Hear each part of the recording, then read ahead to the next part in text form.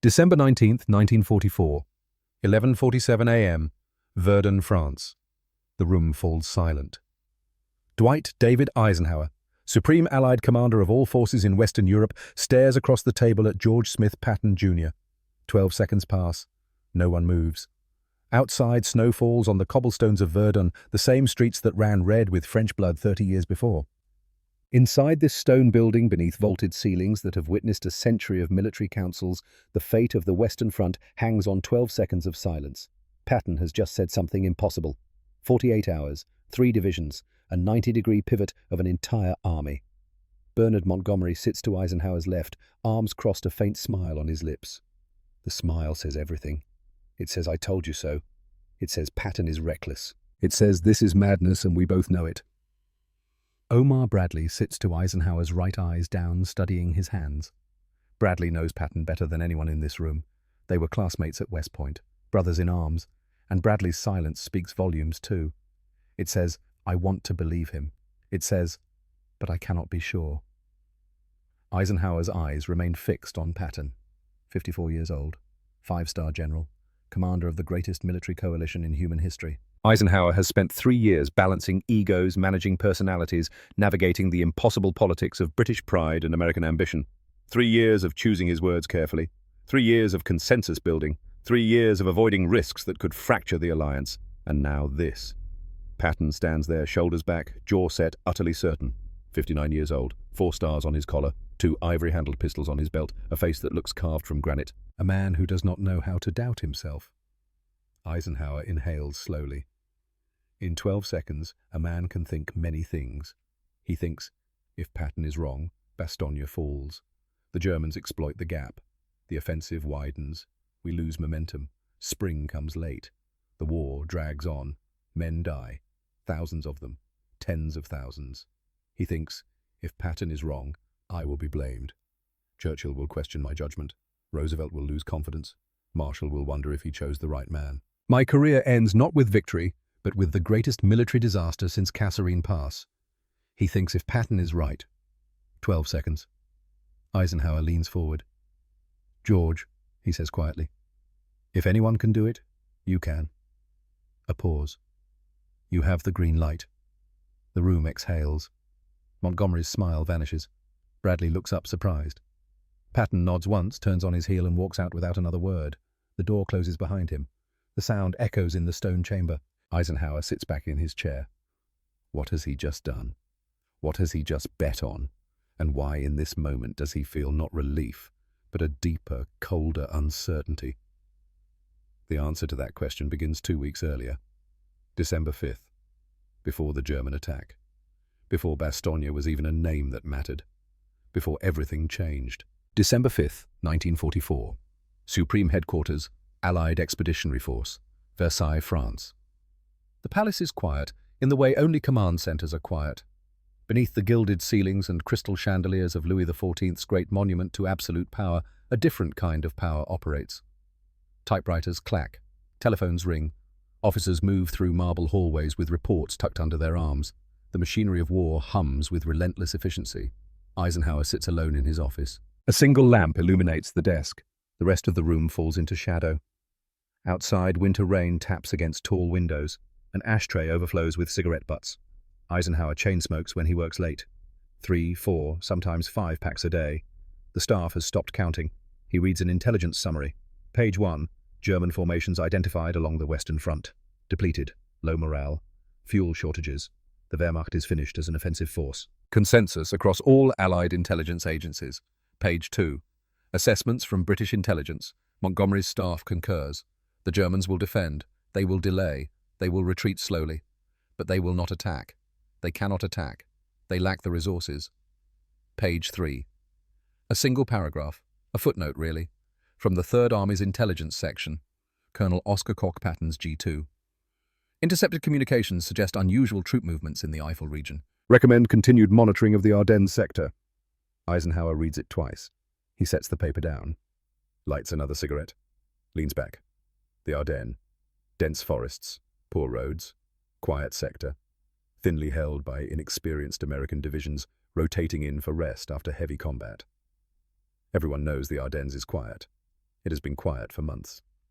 The Germans are not stupid enough to attack through the Ardennes, except they did it once before. May 1940.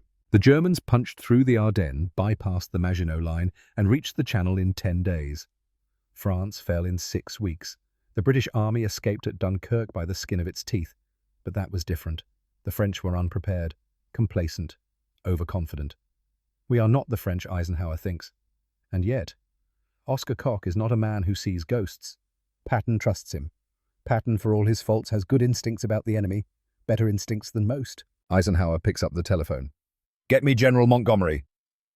5 minutes later, Montgomery's voice crackles over the secure line from his headquarters in Belgium. "Ike, bit late for a call, isn't it? I'm looking at the intelligence summary. Koch's report on the Ardennes." "Ah, yes, I saw that. Patton's man. Always seeing threats where there are none." "You think he's wrong?" "I think the Germans are finished, Ike. Every bit of intelligence confirms it. They're defending the Rhine. They're preparing for our spring offensive. They are not preparing to attack us." Eisenhower listens. Montgomery's voice is calm, measured, absolutely certain. "The Ardennes is quiet because there's nothing there worth attacking through. Poor roads, terrible weather, limited objectives even if they did break through. The Germans are many things, but they are not irrational." "Understood. We need to focus on the real problem. Logistics, fuel allocation, coordinating the spring push. That's where the war will be won, Ike. Not chasing phantoms in the Ardennes." "Right. Thanks, Monty." Eisenhower hangs up. He should feel reassured. Montgomery is the most experienced field commander the British have. El Alamein, Sicily, Normandy. The man knows his business. But Eisenhower does not feel reassured. He feels something else. Unease. December 10th, 1944. Evening. Eisenhower calls Montgomery again. This time he wants to talk strategy. "The British general is preparing Operation Veritable, a massive push toward the Rhine planned for February. Montgomery wants more fuel, more trucks, more supplies. He wants to concentrate resources for a single overwhelming thrust. Methodical advance, Ike. That's how we win wars. Not by scattering our forces, not by individual heroics, by coordinating overwhelming force at the decisive point." Eisenhower listens. "Give me the resources and I'll deliver the Rhine by spring. Clean, efficient, minimal casualties." "What about Patton's Third Army? What about it?" "He's making progress in the Saar." Montgomery's voice changes, just slightly. A note of condescension creeps in. "Patton is always making progress, Ike. Progress without strategic coherence. He advances, yes. But at what cost? His supply lines overextend. His flanks hang in the air. He takes risks that endanger the entire front. He gets results. He gets headlines. There's a difference." Eisenhower says nothing. Montgomery continues. "Patton believes war is about individual brilliance, dash, audacity, inspiration. It's romantic, it's American, and it's wrong. War is about systems, logistics, coordination. The commander who controls his supply lines wins. The commander who improvises loses." "You think Patton would fail if given a major independent operation?" "I think Patton would attempt the impossible and convince himself it's genius." The line goes quiet for a moment. Then Montgomery adds more gently, "Ike, you and I have worked together for years. We understand each other. We trust each other. Patton is Patton. Brilliant, yes, but unreliable. You cannot build a coalition strategy on unreliability." Noted. After the call ends, Eisenhower sits in the darkened office. He thinks about what Montgomery said. Systems versus individuals. Coordination versus audacity. Reliability versus brilliance. Montgomery is right about many things. War is won by logistics, by planning, by methodical execution. The great captains of history understood this. Napoleon lost not because he lacked genius, but because he outran his supply lines in Russia. But there is always a but. Napoleon also won Austerlitz by doing the unexpected, by taking risks his enemies thought impossible, by moving faster than anyone believed an army could move. Eisenhower crushes out his cigarette. He is not Napoleon. He is not even Montgomery or Patton. He is something different, a manager, a coordinator, a political general who holds together a fractious alliance by the sheer force of his calm, steady presence. But sometimes he wonders if calm and steady is enough. December 12th, 1944, 10:30 a.m. The telephone on Eisenhower's desk rings. "General Patton for you, sir." Eisenhower picks up. "George." "Ike." Patton's voice is clipped urgent. "I need 5 minutes." "Go ahead." Kolk's intelligence team has been tracking German movements for the past week. Radio intercepts, prisoner interrogations, aerial reconnaissance. Something's building in the Eifel. I saw Koch's report. That was the sanitized version. The raw intelligence is worse. We've identified at least 6 divisions moving into assembly areas opposite the Ardennes. Panzer divisions, SS units, not defensive formations, Ike. Assault formations. Eisenhower leans forward. British intelligence says the Germans are depleted. British intelligence is looking at the big picture. I'm looking at the details. And the details say the Germans are concentrating for something. A limited counterattack. Maybe, or maybe something bigger. What do you want to do about it? Patton pauses. When he speaks again, his voice is careful, measured. This is not the Patton of legend, the profane warrior who leads from the front with pistols blazing. This is a different Patton, the one few people see. I want permission to prepare contingency plans.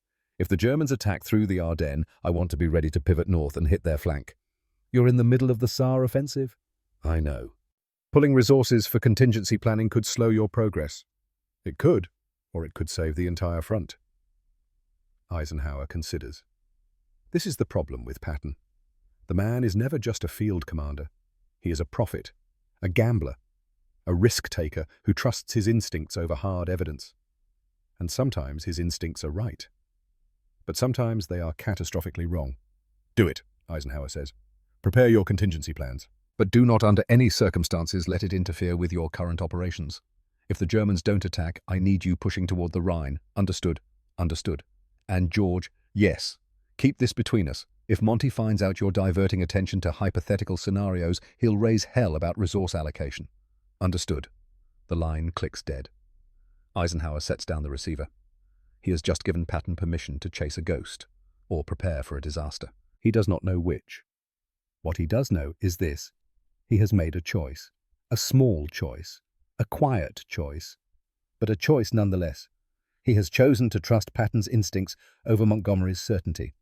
And now he will have to live with whatever comes next. He calls in his Chief of Staff, Lieutenant General Walter Bedell Smith. Beetle, sit down. Smith sits. A thin, intense man with a permanent scowl. Eisenhower's enforcer. The man who handles the details so Eisenhower can handle the politics. I just spoke with Patton. He thinks the Germans are planning something in the Ardennes. Smith raises an eyebrow. Kolk's report. Yes. Every other intelligence agency says it's nothing. I know. So what did you tell him? I told him to prepare contingency plans. Smith studies Eisenhower for a long moment. You think he's right? I think he might be right. And if he is, and we're not prepared, Bastogne falls the front cracks, and we're fighting a winter campaign we can't afford. And if he's wrong, then we wasted some staff time on paperwork. Smith nods slowly. You're hedging your bets. I'm being prudent. Monty won't see it that way. Monty doesn't need to know. Smith stands. Ike, can I say something off the record? Always. Patton is a pain in the arse. He's arrogant. He's insubordinate. He slapped 2 soldiers and damn near got court-martialed. He says things that make my blood boil. Eisenhower waits. But the son of a bitch has instincts. And in war, instincts matter. Smith walks to the door, pauses. Monty's right about logistics, about systems, about planning.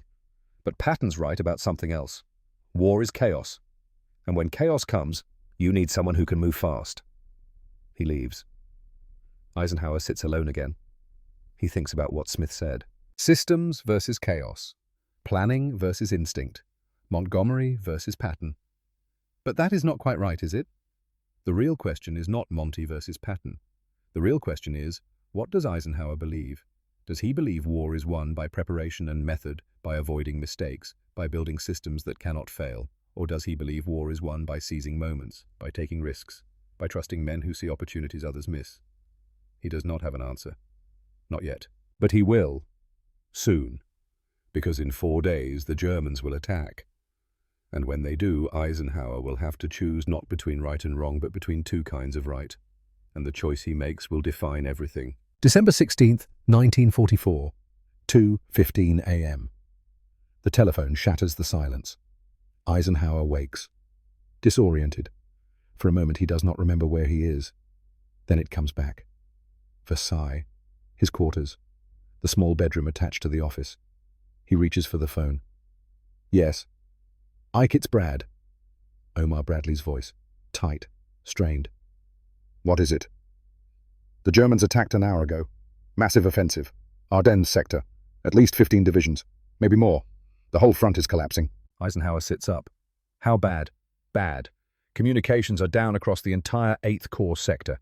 Units are falling back in disorder. We don't have a clear picture yet, but Ike, this is big. This is the biggest thing they've thrown at us since Normandy. Eisenhower's mind races. Patton was right. Koch was right. The instinct, the hunch, the ghost in the intelligence report, all of it was real. Where's Patton? Still in the SAR. His Third Army is 200 miles south of the breakthrough. Get him on the phone. Now. Now. 5 minutes later, Patton's voice crackles over the line. Wide awake, alert, unsurprised. Ike. George, you were right. I know. No gloating. No, I told you so. Just calm acknowledgement. I'm calling an emergency conference. Verdun, day after tomorrow, December 19th. I need every senior commander there. I'll be there. And George, yes. Bring those contingency plans. Already done. The line goes dead. Eisenhower stands, dresses, walks into his office. The staff is already assembling. Reports flood in. The situation worsens by the hour. By dawn, the scope of the German offensive becomes clear. Operation Wacht am Rhein. Watch on the Rhine. Hitler's last gamble in the West. Over 200,000 German troops, 1,400 tanks, thousands of artillery pieces.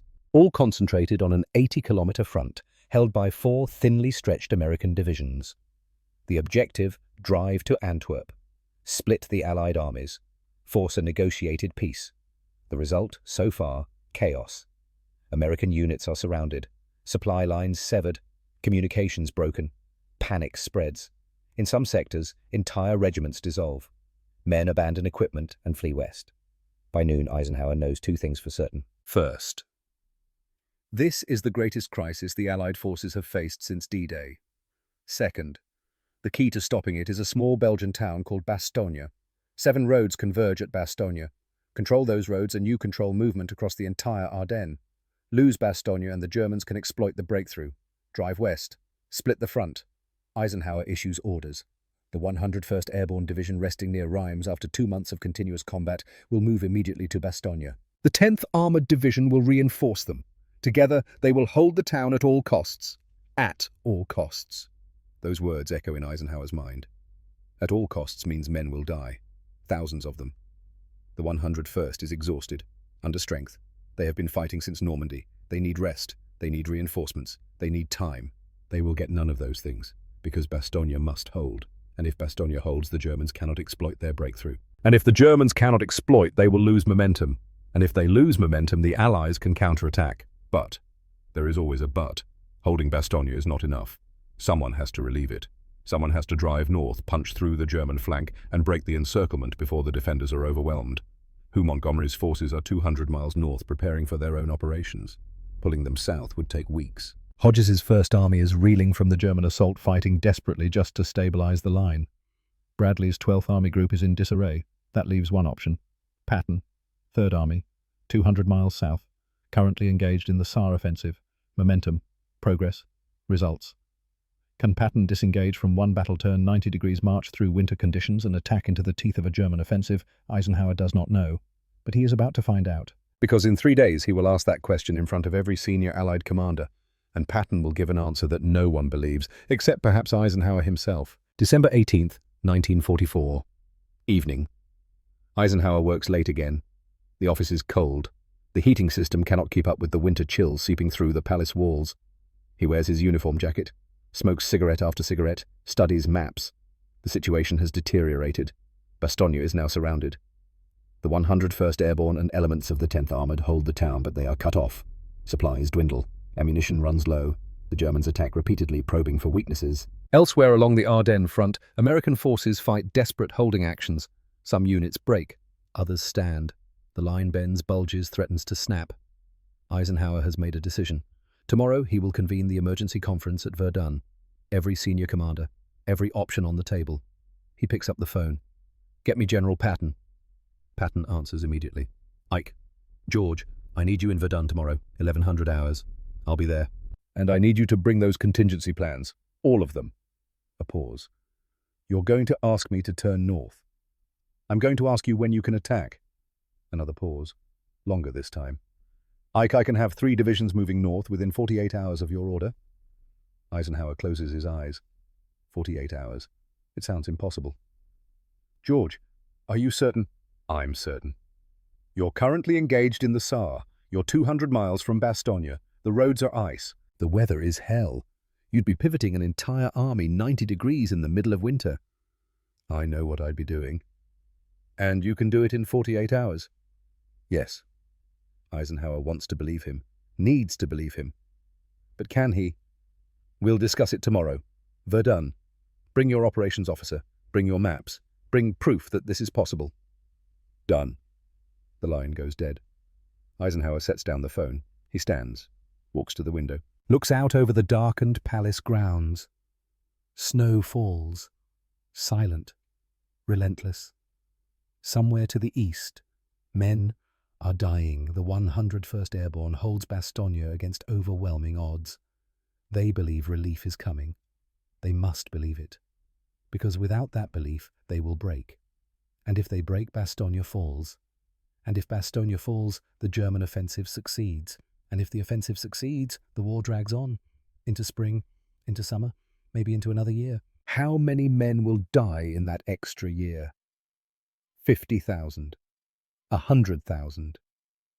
Eisenhower does not know.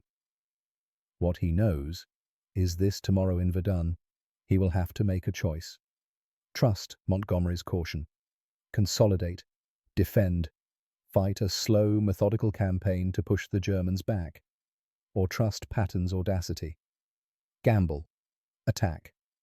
Bet everything on a maneuver that seems impossible. Systems versus instinct. Planning versus chaos. Montgomery versus Patton. But it is not really about them, is it? It is about him. Dwight David Eisenhower. 54 years old. Supreme Allied Commander.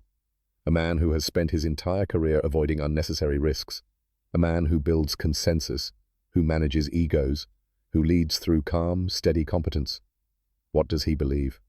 Does he believe that war is won by those who make no mistakes, or by those who seize the moment when it comes? Tomorrow he will have to decide, and whatever he decides, men will die. The only question is, how many? And will their deaths lead to victory, or to something worse? Eisenhower turns from the window, returns to his desk, lights another cigarette. Tomorrow, Verdun. 12 seconds of silence, and a choice that will echo through history. December 19th, 1944. 9:30 a.m. Verdun, France. The city wakes under a grey sky. Verdun, a name that carries weight, a name soaked in blood. In 1916, French and German armies fought here for 10 months. 300 days of artillery barrages that turned the earth into a moonscape. 700,000 casualties. Men drowned in mud, buried alive in collapsed trenches, blown apart by shells that fell like rain. The battle achieved nothing. The front lines barely moved. But Verdun became a symbol of endurance, of sacrifice, of the terrible mathematics of attrition warfare. Now, 28 years later, Allied commanders gather in a stone building 2 blocks from the old citadel. The same citadel where French officers once planned defenses that cost a generation of young men their lives. History does not repeat. But sometimes it rhymes. Eisenhower arrives at 10:30. His staff has transformed a former municipal office into a temporary command post. Maps cover the walls, telephone lines run through windows, radios crackle with updates from the front. The updates are grim. Bastogne is completely surrounded. The 101st Airborne reports heavy German attacks from 3 directions. Ammunition is running low. Medical supplies are nearly exhausted. The weather remains terrible. Fog, snow, freezing rain, no air support, no resupply drops. The defenders are alone. Eisenhower studies the map. The German penetration resembles a bulge pushing west toward the Meuse River, 60 miles deep, 40 miles wide. American units fight desperately to contain it. Some hold, some retreat. Some simply vanish from the radio nets. And at the center of the bulge, like a bone caught in a throat, sits Bastogne. If Bastogne holds, the Germans cannot use the road network. Their advance slows. Their logistics fail. The offensive stalls. If Bastogne falls, those 7 roads open up. German armor pours through. The bulge widens. The front splits. Everything depends on Bastogne. And everything depends on what happens in the next 2 hours. 10:45 a.m. The commanders arrive. Field Marshal Bernard Montgomery enters first. 57 years old, trim, precise. He wears the black beret of the Royal Tank Regiment. His uniform is immaculate, every medal perfectly placed. Montgomery does not believe in slovenliness, not in dress, not in planning, not in warfare. He nods to Eisenhower, takes a seat at the conference table.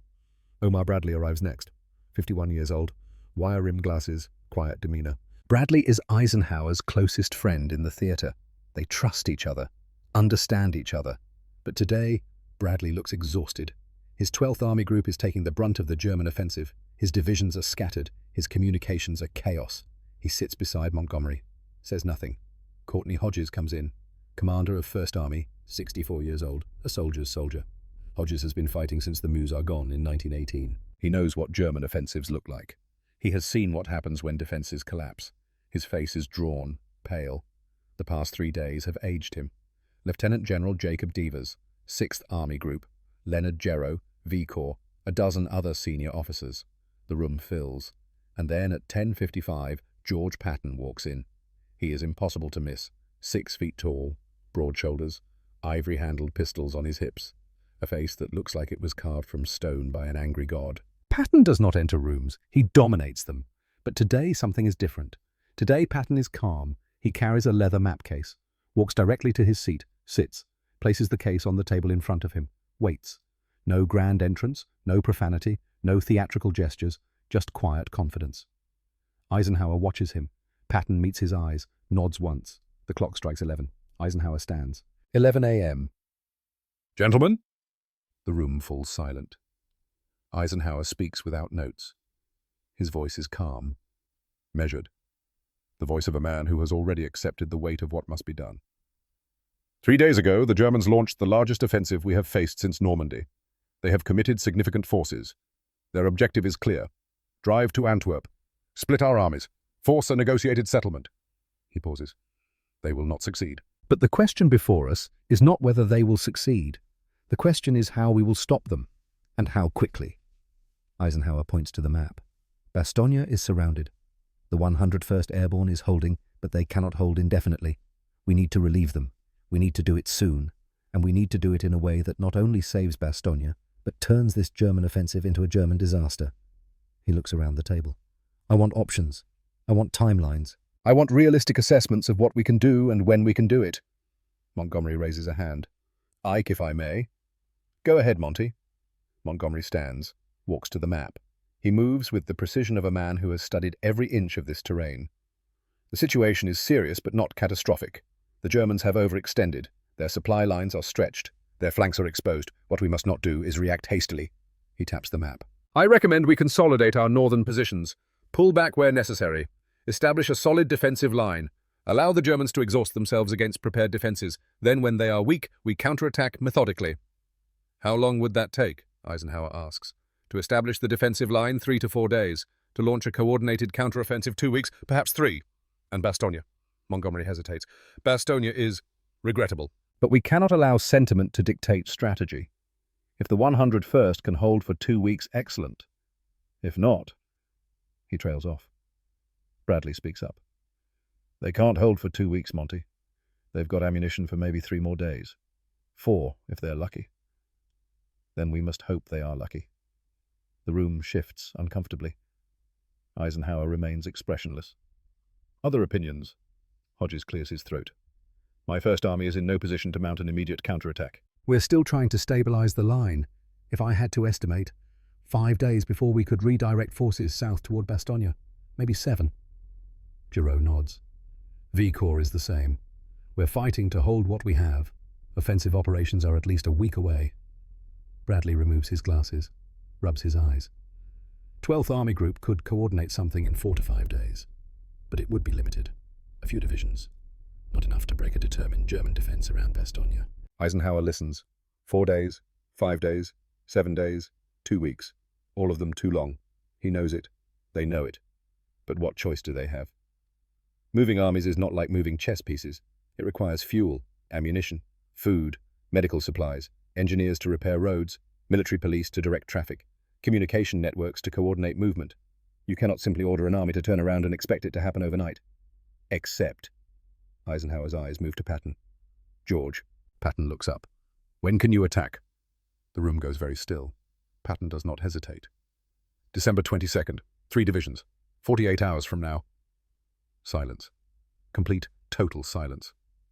Montgomery's jaw tightens. Bradley stares. Hodges blinks as if he has misheard. Eisenhower leans forward. Say that again. Patton's voice is steady. Certain. I can attack with 3 divisions on December 22nd. 48 hours from this moment. Montgomery laughs. It is not a pleasant laugh. It is the laugh of a man who has just heard something absurd. Impossible. Patton turns to look at him. Why? Because, General Patton, you are currently 200 miles south of Bastogne. Your Third Army is engaged in offensive operations in the Saar, disengaging from one offensive, reorienting an entire army, marching 200 miles through winter conditions and launching a new attack in 48 hours is not merely difficult. It is logistically impossible. I disagree. Montgomery's smile vanishes. You disagree with mathematics, with the physical limitations of supply chains, with the basic realities of moving 130,000 men and 11,000 vehicles over icy roads. I disagree with the assumption that it cannot be done. The temperature in the room drops 10 degrees. Bradley speaks quietly. George, I know you. I know what you're capable of. But Monty has a point. Turning Third Army 90 degrees in 2 days. Even for you, that's pushing it. Patton opens his map case. He pulls out 3 separate operational plans, spreads them on the table. These are contingency plans prepared by my staff over the past week. 3 different scenarios, 3 different force compositions. He taps the first plan. Plan Nickel. 1 armored division, 1 infantry division, light and fast, can move in 36 hours, suitable for exploitation, not breakthrough. He taps the second. Plan Dime. 2 armored divisions, 2 infantry divisions, heavier, can move in 48 hours, suitable for moderate resistance. He taps the third. Plan Quarter. 3 divisions, full core strength, can move in 48 to 60 hours depending on road conditions, suitable for heavy resistance. He looks up. I recommend Plan Quarter. 3 divisions, 48 hours. Montgomery stares at the plans. You prepared these in advance? Yes. Before the German attack? Yes. How? Patton's expression does not change. My intelligence officer, Colonel Koch, identified unusual German activity in the Eifel region 10 days ago. I ordered contingency planning, just in case. Bradley leans forward to examine the plans. They are detailed. Route assignments, fuel allocations, artillery positioning, communication protocols. This is not improvisation. This is professional staff work. Montgomery crosses his arms. Even if your plans are sound, General, you are making dangerous assumptions. You assume the roads will be passable. You assume your supply lines can keep pace. You assume the Germans will not contest your movement. The roads are passable. I have reconnaissance reports from this morning. The supply lines will keep pace because I have already pre-positioned fuel and ammunition depots, and the Germans will absolutely contest my movement. That is why I am bringing 3 divisions instead of 1. And if you are wrong, Patton's eyes harden, then men die. But they are dying right now in Bastogne, and they will keep dying until someone relieves them. Montgomery turns to Eisenhower. Ike, this is reckless. Patton is gambling with an entire army. If his attack fails, we lose Third Army and Bastogne. Patton interrupts.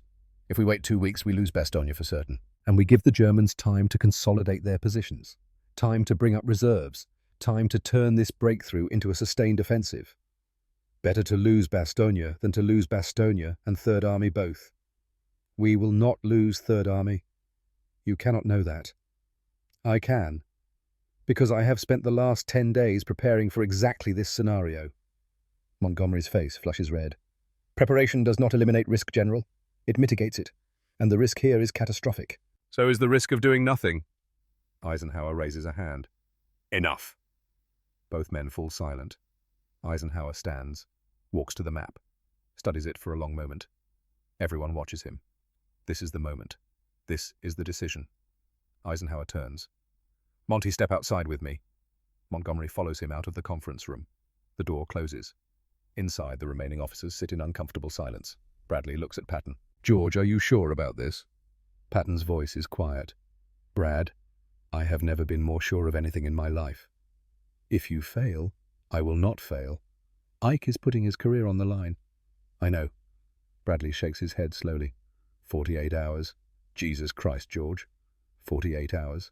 11:35 a.m. Outside the conference room. Eisenhower and Montgomery stand in a cold hallway. Montgomery speaks first. Ike, you cannot seriously be considering this. I am considering all options. Patton's plan is not an option. It is a fantasy. He has detailed operational plans. Plans are not reality. Patton is brilliant, I will grant you that. But brilliance without discipline is dangerous. You know his history. Sicily, the slapping incidents, his public statements. The man is a liability. Eisenhower listens. Montgomery continues. You and I have built this campaign on careful coordination, on methodical planning, on ensuring that every operation is properly resourced and supported. That is how we won Normandy. That is how we will win this war, not by gambling on individual heroics. What if he is right? Montgomery stops. What if Patton is right? What if he can do it in 48 hours? He cannot. But what if he can? Montgomery studies Eisenhower carefully. Ike, are you asking me as your subordinate or as your colleague? As my colleague. A long pause. Montgomery's voice softens slightly. You are the supreme commander. The decision is yours. But I believe you are making a mistake. I believe Patton is overconfident.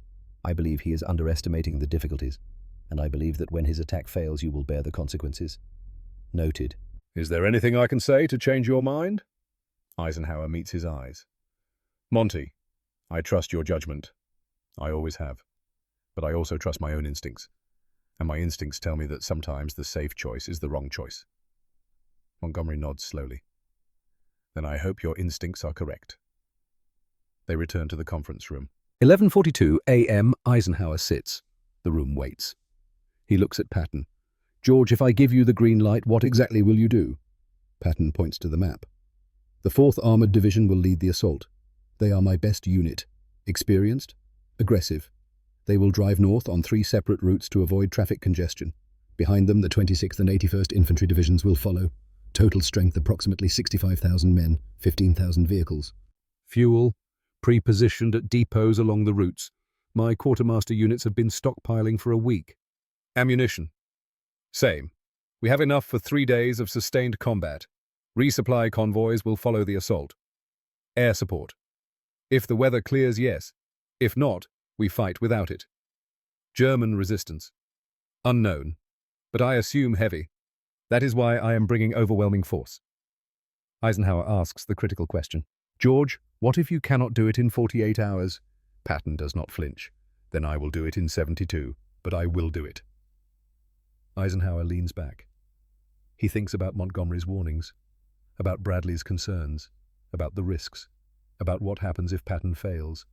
He thinks about his career, about his reputation, about the political consequences. He thinks about Roosevelt and Churchill and Marshall.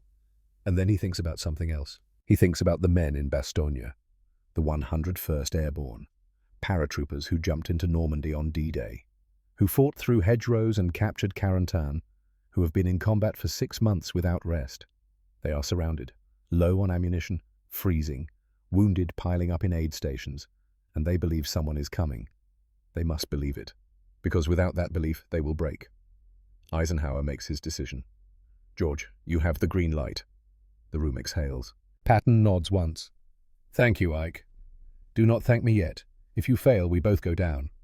I will not fail. Eisenhower turns to the rest of the commanders. 3rd Army will attack on December 22nd. All other forces will support this operation. Priority fuel and ammunition allocations go to Patton. Traffic control will ensure his routes remain clear. Communication networks will be dedicated to coordinating his advance. He looks at Montgomery. Monty, I need you to hold the northern shoulder.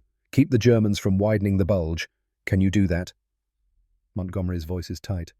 I can. Good. Brad, coordinate with George on logistics.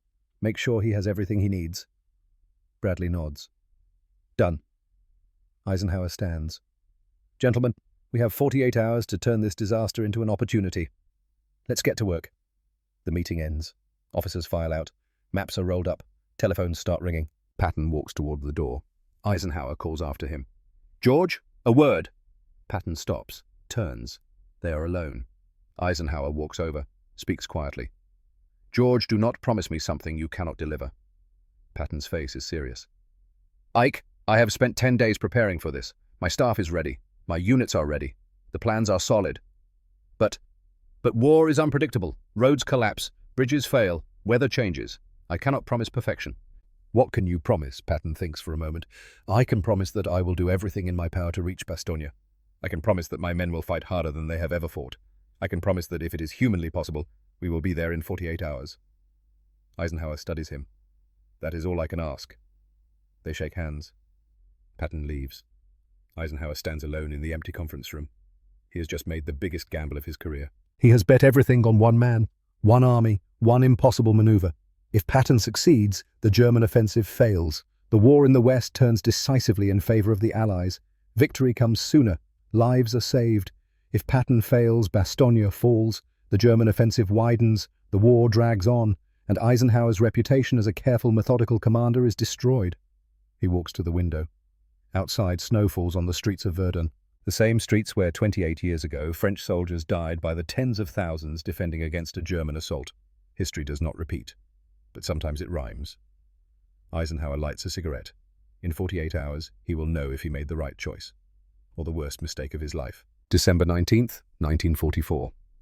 2:00 p.m. 3rd Army Headquarters, Luxembourg. Patton's jeep pulls up to a 3-story building on the outskirts of Luxembourg City. He walks inside without ceremony. His staff is waiting. Major General Hobart Gay, Chief of Staff. Brigadier General Halley Maddox, Operations Officer. Colonel Oscar Koch, Intelligence. Dozens of others. They have been waiting for this moment. Patton enters the operations room. Execute plan quarter. The room explodes into controlled chaos. Officers grab telephones. Runners sprint to deliver orders. Radio operators begin broadcasting coded messages to division commanders. The Third Army begins to turn. 133,000 men, 11,000 vehicles.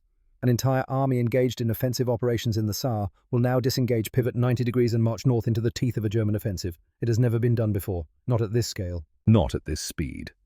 Patton stands over a map table. Gay approaches. Sir, the divisions are acknowledging orders. Movement begins at 1800 hours. Road conditions. Icy. Snow predicted tonight, but passable. Fuel status. Depots are stocked. We have enough for the initial movement. Resupply convoys are staging now. German positions. Koch steps forward. Latest intelligence indicates the Germans are still focused on Bastogne. They have not detected our reorientation yet, but once we start moving, they will know. Patton nods. How long before they react? 12 to 24 hours, maybe less. Then we have 12 hours to get ahead of them. He turns to address the room. Gentlemen, we are about to attempt something that everyone says is impossible. Moving an entire army 90 degrees in winter conditions in 48 hours. The naysayers will tell you it cannot be done. The logistics officers will show you charts proving it cannot be done. The Germans will assume we are not stupid enough to try. He pauses. We are going to prove all of them wrong. Officers stand straighter. I do not care about the ice. I do not care about the snow. I do not care about the Germans. What I care about is reaching Bastogne before those men run out of ammunition. What I care about is moving faster than the enemy believes possible. What I care about is showing everyone that the Third Army can do what no other army in history has done. His voice hardens. You will not stop. You will not slow down. You will not wait for perfect conditions. You will move now, and you will keep moving until you reach Bastogne, or you are dead. Is that clear? Yes, sir. Good. Get to work. The officers disperse. Patton walks to the window. Outside, the first trucks are already moving. Convoys forming. The great machine beginning to turn. He thinks about Eisenhower. The look in Ike's eyes when he said, "You have the green light." Trust and doubt, both at the same time. Eisenhower has bet his career on Patton's ability to do the impossible. Patton does not intend to let him down. He picks up the telephone. Get me General Gaffey, 4th Armored Division. 30 seconds later. Sir. Hugh, how soon can you move? Trucks are loading now. We can be on the road by 1800. I need you in Bastogne in 48 hours. A pause. Understood. Hugh, everything depends on you. The 4th Armoured leads this attack. You get there first. You break through first. You relieve those paratroopers before they are overrun. We will, sir. I know you will. Patton hangs up. He lights a cigar. 48 hours. 2 days. 120 miles of icy roads. Entrenched German positions. Winter weather. Uncertain logistics. Everyone thinks it is impossible. Eisenhower has doubts. Montgomery expects failure. Even Bradley is not sure. But Patton knows something they do not know. He knows that warfare is not just about logistics and planning. It is about will, about determination, about refusing to accept limitations, and the Third Army has more will than any army he has ever commanded. They will reach Bastogne, not because it is easy, but because it is necessary, and because Patton has told them it is possible. And when Patton tells his men something is possible, they believe him, even when they should not. Especially when they should not. Outside, the snow continues to fall. The Third Army continues to move. And 200 miles to the north, in a surrounded Belgian town, the men of the 101st Airborne Division fight on. They do not know that relief is coming, but they hope. And hope in the winter of 1944 is sometimes enough to keep men alive. For 48 hours, just long enough. December 19th, 1944. 6 p.m. Third Army Headquarters, Luxembourg. Night falls across Europe. In the operations room, staff officers huddle over maps illuminated by harsh electric lights. Telephones ring incessantly. Radio operators relay coded messages. The machinery of war operates without pause, without mercy, without sentiment. Major General Hobart Gay Patton's Chief of Staff updates the status board. Blue arrows representing Third Army divisions angle sharply northward. Red circles mark German positions. Question marks dot the terrain between Luxembourg and Bastogne. 133,000 men are moving through winter darkness toward an uncertain future. Patton stands at the window, watching truck convoys crawl north along icy roads. Headlights stretch into the distance like a river of light flowing toward battle. "Sir, the 4th Armoured Division reports they are on schedule, 20 miles north of starting positions. The 26th Infantry is following. Some traffic delays, but nothing critical." Patton does not turn from the window. "German reaction? Minimal so far. They do not appear to have detected the movement yet. They will, soon." The operations officer approaches with a weather report. "Sir, heavy snow predicted tonight. Visibility will drop to near zero. Roads will worsen." Patton finally turns. "Then we move faster before it gets worse. Contact all division commanders. Tell them I want maximum speed for the next 6 hours. Push everything we have north before the weather closes in." "Yes, sir." The officer leaves. Gay walks over quietly. "George, the men have been moving for 12 hours straight. Some units have not slept in 2 days." Patton's voice is hard. "The men in Bastogne have not slept in 4 days, and they are surrounded by Germans who want to kill them. Our men can drive trucks for a few more hours." Gay nods. He has known Patton long enough not to argue when the general's mind is set. Patton returns to the map. 100 miles separate Third Army from Bastogne. Under normal conditions, a motorized force can cover that distance in hours. But these are not normal conditions. Ice, snow, narrow roads, German resistance building with every mile, and the clock ticking. Eisenhower gave him the green light 7 hours ago. 48 hours remains the promise. But Patton knows that promises in war are written in blood, not ink. He picks up the telephone. "Get me General Gaffey." The connection crackles through. "Hugh, where are you?" 22 miles north, sir. Lead elements are approaching Arlon. Resistance. Light. German screening forces. Nothing we cannot handle. How are the roads? Bad and getting worse. Ice everywhere. 2 tanks slid off the road in the last hour, but we are moving." Patton's jaw tightens. "Hugh, I need you to understand something. Everything depends on the 4th Armoured. You are the tip of the spear. You reach Bastogne first. You break through first. Those paratroopers are counting on you." "I understand, sir. Do you—" "Because I need you to drive your division harder than you have ever driven it. I need you to ignore the weather, ignore the roads, ignore everything except getting to Bastogne." A pause on the line. "Sir, I will get there, or I will die trying." "That is what I needed to hear."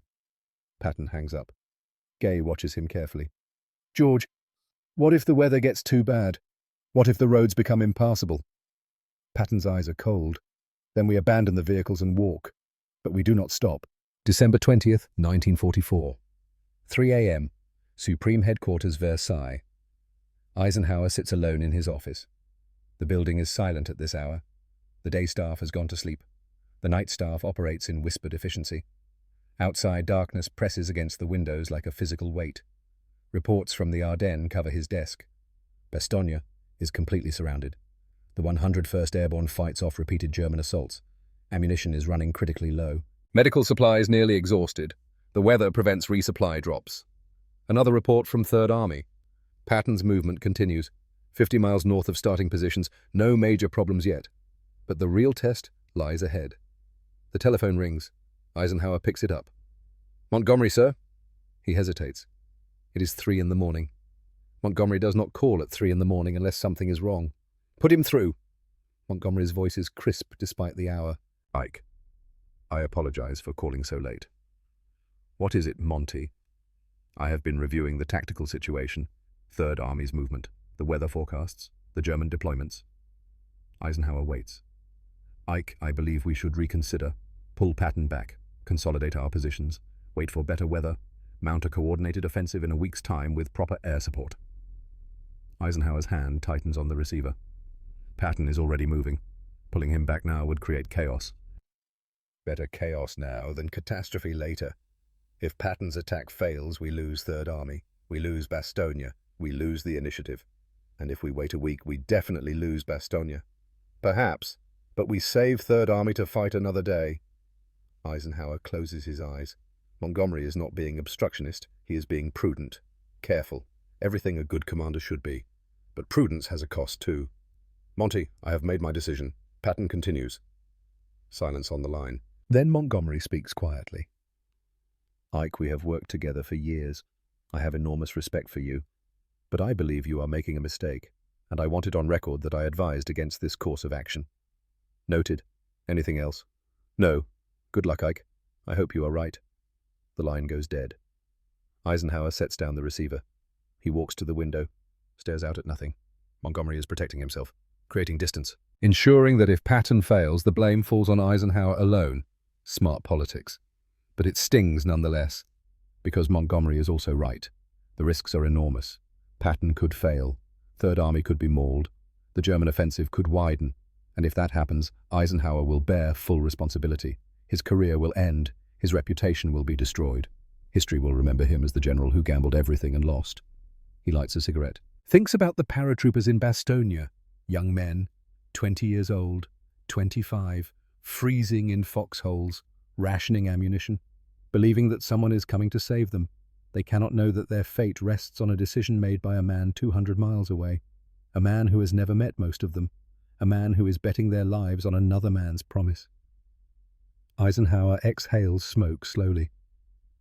Leadership is loneliness. You make decisions that affect thousands of lives, and you make them alone, in the dark, with incomplete information and uncertain outcomes. And then you live with the consequences. He returns to his desk, calls in his night duty officer. I want hourly updates on Third Army. I want weather reports. I want intelligence on German reactions. Wake me if anything changes. Yes, sir. The officer leaves. Eisenhower sits in the dim light and waits. December 21st, 1944, 2:00 p.m., Bastogne, Belgium. The town is dying. German artillery has been pounding the perimeter for 5 days. Buildings collapse into rubble. Streets fill with debris. The smell of smoke and death permeates everything. Brigadier General Anthony McAuliffe moves through the defensive positions. His uniform is filthy. His eyes are bloodshot from lack of sleep, but he forces himself to visit every sector, every foxhole, every aid station. The men need to see their commander. They need to know someone is still in control. At a forward position, he finds 3 paratroopers manning a machine gun. They have dug into the frozen ground, piled sandbags, created a small fortress against the cold and the shells. McAuliffe crouches beside them. How is the ammunition situation? The sergeant, a lean man with a bandaged head, grins without humor. We have enough bullets to hold off one more attack. Maybe 2 if we are lucky, and the Germans are stupid. They are not stupid. No, sir, they are not. McAuliffe looks out across the snow-covered fields toward the German lines. Help is coming. Patton is on his way. The sergeant nods slowly. We believe it, sir. We just hope he gets here before we run out of things to shoot at the Germans. He will. You sure about that? McAuliffe meets his eyes. I am sure that Patton would rather die than fail to reach us. And I am sure his men feel the same way. So yes, I am sure. The sergeant smiles. Good enough for me, sir. McAuliffe moves on. But the truth gnaws at him. He is not sure. No one can be sure. Because war does not care about promises or intentions. War cares about logistics and firepower and weather and luck. And right now, the luck is running out. At the aid station, wounded men lie on the floor. The building has no heat. Medical supplies are nearly exhausted. Morphine is reserved for only the most extreme cases. Men suffer in silence because there is nothing else to do. A medic approaches McAuliffe. Sir, we have maybe 24 hours of bandages left. Plasma is gone. We are using melted snow to clean wounds. Can the wounded survive without resupply? The medic hesitates. Some will not. McAuliffe nods. Do the best you can. Yes, sir. He steps outside, looks up at the grey sky. The weather has been terrible for days. Fog, snow, freezing rain, no air support, no resupply drops. The 101st Airborne is truly alone, but McAuliffe knows something his men do not know. He knows that Bastogne is more than just a Belgian town. It is a symbol. If Bastogne holds, the entire German offensive fails. If it falls, the offensive succeeds. Everything depends on this frozen piece of ground, and everyone in the chain of command knows it, from McAuliffe to Bradley to Eisenhower to Churchill to Roosevelt. The pressure is immense, but pressure McAuliffe has learned can be useful. Pressure creates diamonds, or it crushes coal into dust. They will find out which soon enough. December 22nd, 1944. 8 a.m. 3rd Army Mobile Command Post. Patton has been awake for 40 hours. His staff begs him to rest. He refuses. There will be time to rest when Bastogne is relieved. Until then, every minute matters. He stands over a map table tracking the movement of his divisions. The 4th Armoured Division is 70 miles from Bastogne, encountering heavier German resistance now. Villages defended, roads mined, progress slowing. The 26th and 80th Infantry Divisions follow close behind, but they are infantry, slower, more vulnerable to artillery. Everything depends on the 4th Armoured punching through. An intelligence officer approaches. Sir, we have intercepted German radio traffic. They are pulling units from the western drive to block our advance. 2 divisions, possibly 3. Patton's eyes narrow. They have detected us. Yes, sir.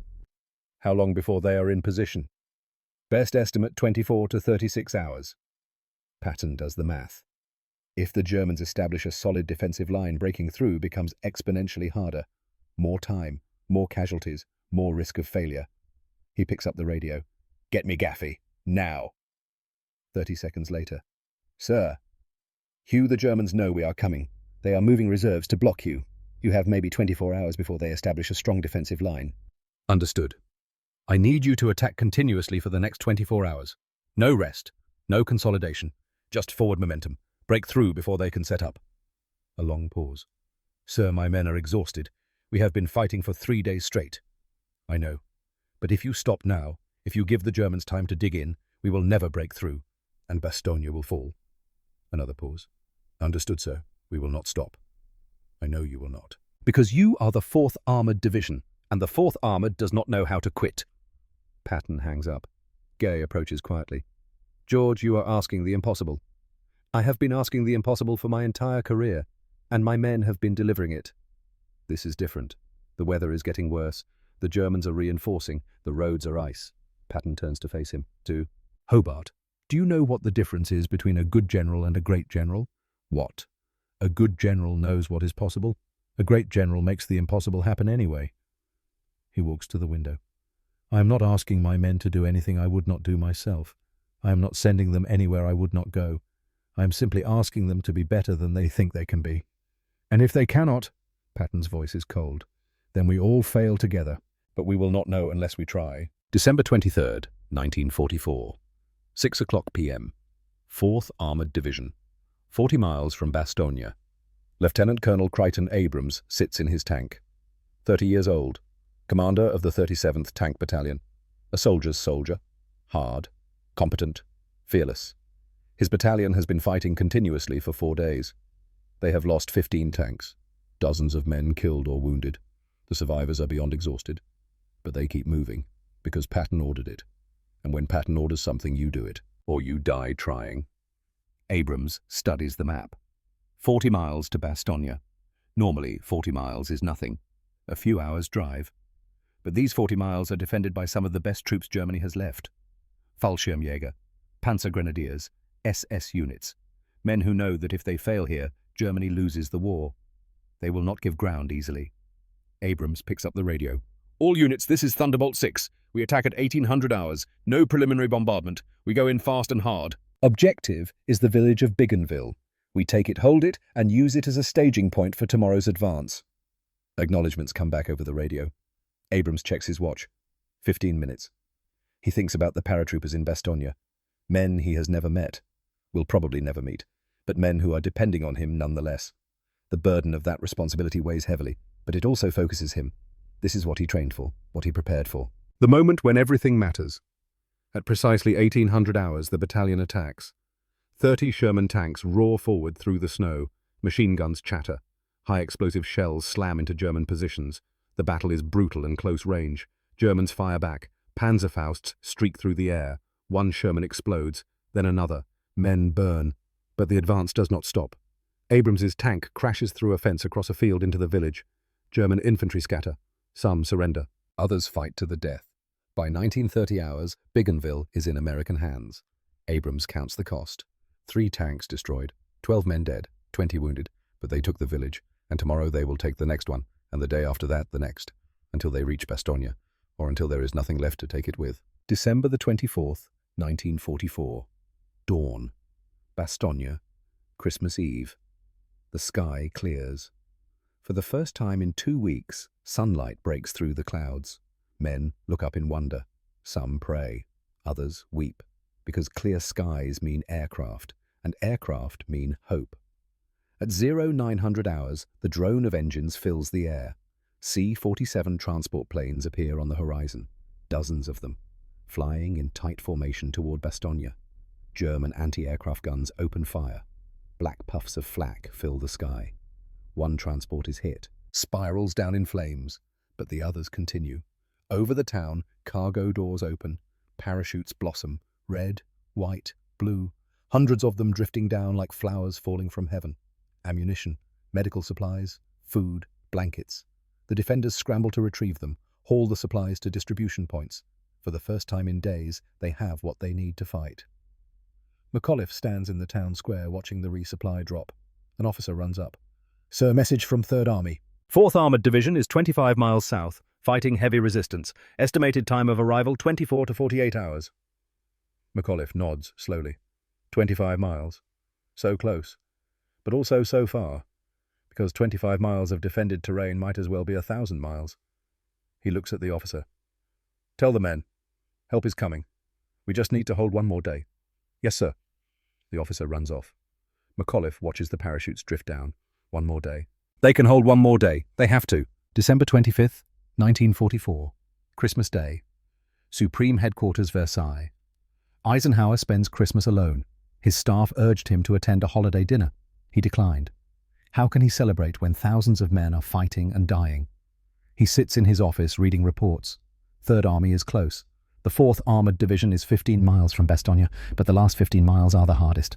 German resistance is fanatical. Every village is a fortress. Every road is mined. The weather has cleared, which helps. Allied aircraft are pounding German positions. Fighter bombers strafe convoys. Heavy bombers hit supply depots. But air power alone cannot win battles. That requires men on the ground, and those men are exhausted. The telephone rings. "General Patton, sir." Eisenhower picks up immediately. "George, where are we?" 15 miles out. Heavy fighting, but we are pushing through." "Can you make it?" Patton's voice is strained. "Ike, I have pushed these men harder than I have ever pushed anyone. They are fighting on fumes.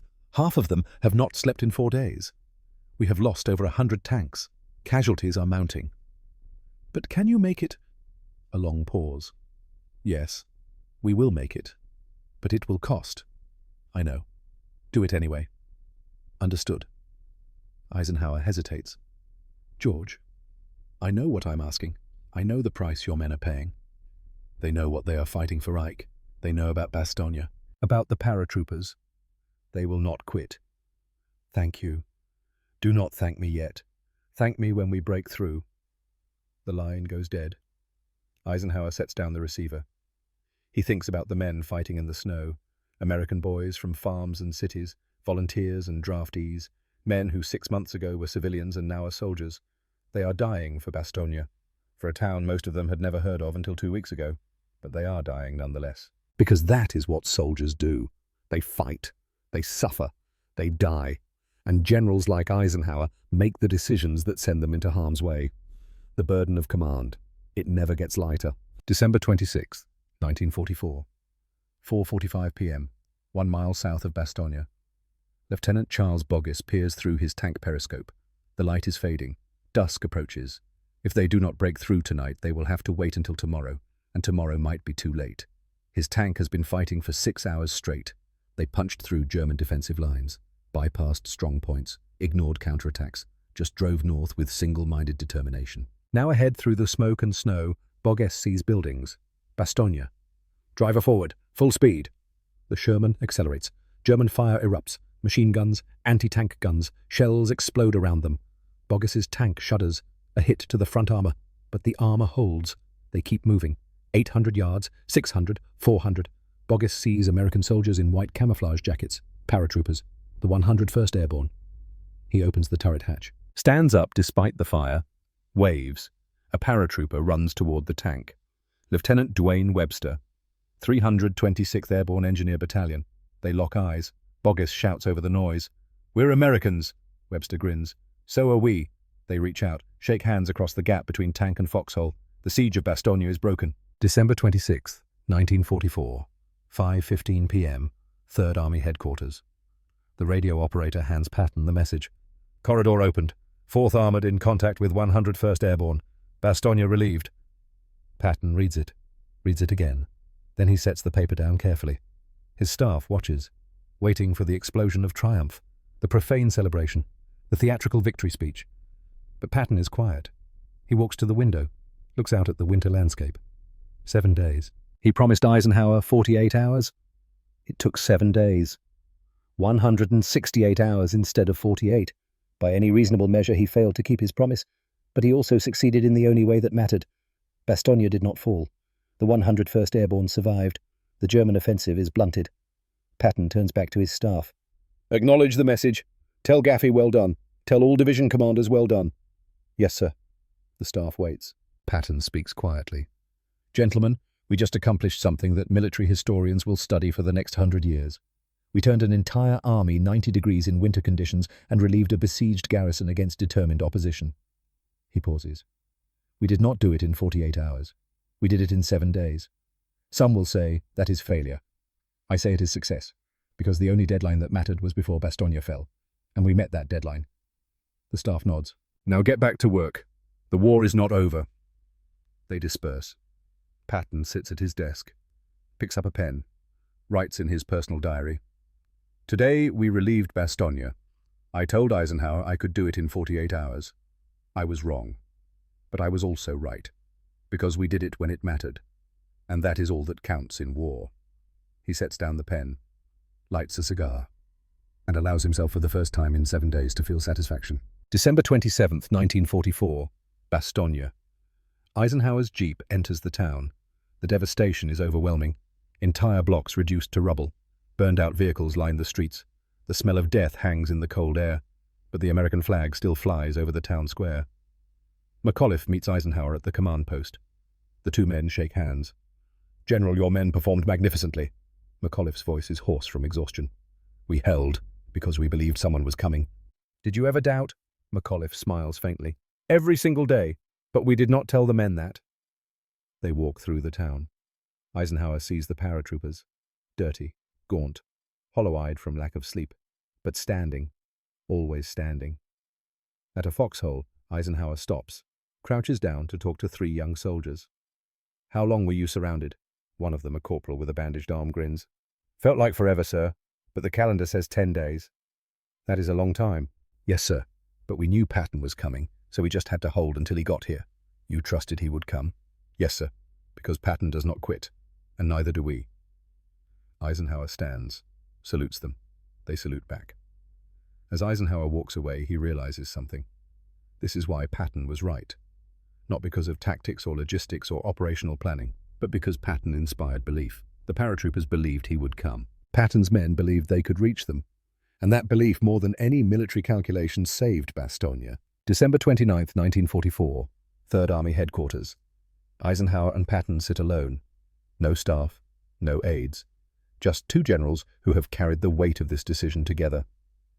Eisenhower speaks first. "George, I need to tell you something." "What?" "When I gave you the green light at Verdun, I was not certain you could do it." Patton nods slowly. "I know." "You do. Like I have known you long enough to read your face. You had doubts, big doubts.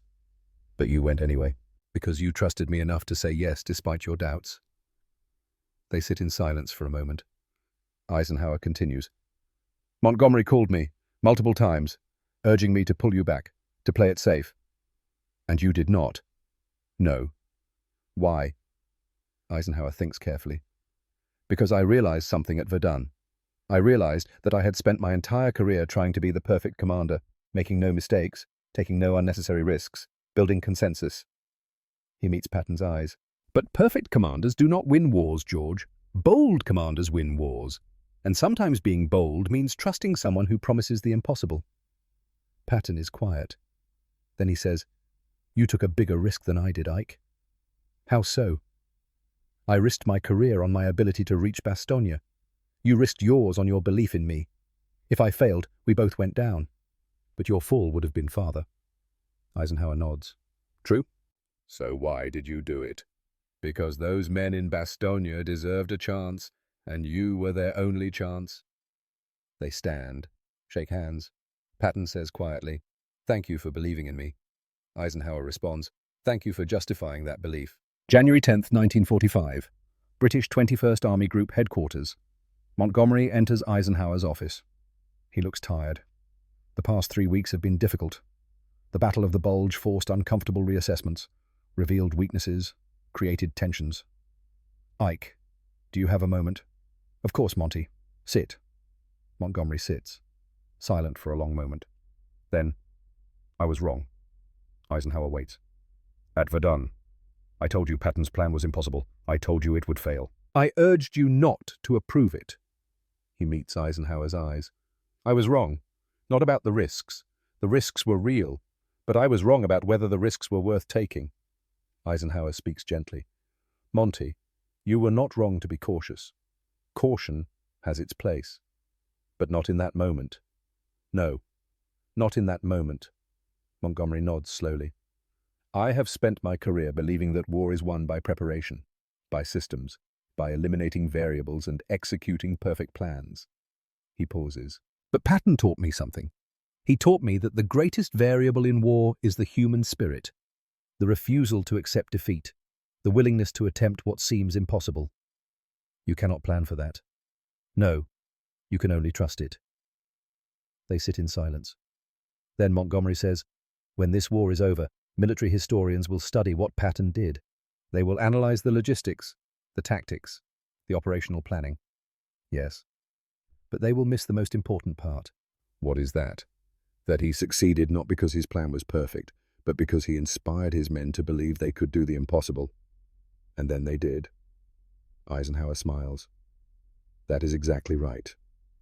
Montgomery stands, extends his hand. "Thank you for not listening to me, Ike." They shake. "Thank you for understanding why I did not." After Montgomery leaves, Eisenhower sits alone. He thinks about the journey from Verdun to this moment, the 12 seconds of silence, the gamble on Patton, the 7 days of uncertainty, the relief of Bastogne, and now this conversation with Montgomery. Everything has come full circle. The war is not over. Hard fighting remains. But something fundamental has changed. The Allied leadership has learned to balance caution with audacity, system with spirit, Montgomery with Patton. That balance will win the war. May 8th, 1945. Victory in Europe Day. The war in Europe ends. Germany surrenders unconditionally. Across the continent, soldiers celebrate. Champagne flows, strangers embrace. The killing finally stops. Eisenhower sits in his office reading final casualty reports. Total Allied casualties in the Battle of the Bulge, 89,000. German casualties, 100,000, enormous numbers, but they could have been worse. If Bastogne had fallen, the German offensive would have succeeded. The war would have dragged on for months, perhaps a year. Casualties would have doubled. Patton's relief of Bastogne shortened the war, saved tens of thousands of lives. Eisenhower picks up a personnel file. George S. Patton, promoted to full general, 4 stars, currently commanding 15th Army in occupation duties. Eisenhower writes a note in the margin. Without General Patton's actions at Bastogne, victory in Europe would have come later and cost more. His willingness to attempt the impossible shortened the war. History will remember this. He signs it, files it away. Then he picks up another document. A quote from Patton recorded during the march to Bastogne. "A good plan violently executed now is better than a perfect plan executed next week." Eisenhower reads it twice. Then writes beneath it, "This philosophy won Bastogne, and perhaps this philosophy won the war." He thinks back to Verdun, to the 12 seconds of silence, to the choice between caution and courage. He chose courage, and it changed everything. Epilogue. 20 years later. In 1965, a young officer at the U.S. Army War College asks former President Dwight D. Eisenhower about the Battle of the Bulge. "Sir, when you gave General Patton the green light at Verdun, were you certain he would succeed?" Eisenhower, 75 years old, now thinks carefully. "No, I was not certain. I had significant doubts." "Then why did you approve his plan?" "Because certainty is not always possible in war. Sometimes you must choose between waiting for perfect information and acting on imperfect faith." The officer presses. "But if you were not certain, how did you make the decision?" Eisenhower smiles. "I asked myself a question. I asked, what is the cost of caution versus the cost of boldness?" He pauses. Caution meant waiting, consolidating, planning carefully. It meant Bastogne would fall, the German offensive would widen, the war would last longer, thousands more would die. And boldness. Boldness meant trusting Patton, betting everything on one man's promise, risking catastrophic failure if he was wrong. So you chose boldness. I chose the option that gave those men in Bastogne a chance, and I chose the man most likely to deliver that chance. The young officer nods thoughtfully. "Sir, would you make the same choice today?" Eisenhower does not hesitate. In a heartbeat. Because some decisions once made define everything that follows. Verdun defined Eisenhower's leadership. Bastogne defined Patton's legacy. Together, they defined how bold leadership and unwavering trust can achieve the impossible. 48 hours became 7 days. But those 7 days saved thousands of lives, shortened the war, and taught a generation of leaders an enduring truth. Sometimes the greatest risk is not taking one. Sometimes the boldest decision is to trust in people. Trust in their capacity to rise beyond their limitations. Trust that when you believe in them, they will believe in themselves. George Patton turned an army 90 degrees in the winter of 1944. Dwight Eisenhower turned his own philosophy 90 degrees in 12 seconds. Both men attempted the impossible. Both men succeeded. And together they changed the course of history, not because they were perfect, but because they were willing to try. And in war as in life, that willingness makes all the difference.